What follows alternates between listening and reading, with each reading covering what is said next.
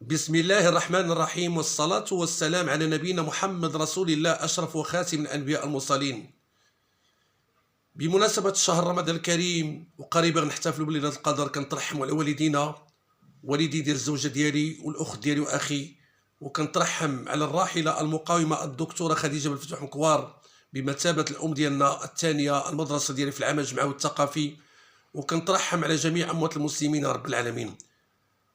ملي كنتكلموا على الوالدين كتكريم لهم، الوالدين دائما خصنا نتذكرهم وكنترحموا عليهم، لان الوالدين عطاو الكثير. كل ما تكلمنا في حقهم قليل، راه ملي كنتكلم عليهم كتكريم لهم. الوالدين عمرة الدار وهما ضوء العينين. الوالدين هما كنز الانسان في الحياه ديالو. قال لك تمشي ناس وتجي ناس، تبقى رضات الوالدين فوق الراس فعلا، لان رضا الوالدين هي كل شيء في الحياه الانسان. اللي باقي للوالدين في الحياه يزورهم ويفرحهم، اللي ماتوا لي الله يرحمهم، واللي مرض الله يشافيهم ليه. تحياتي لكم من الفاعل المدني والجمعوي الفنان والزجال محمد صاري.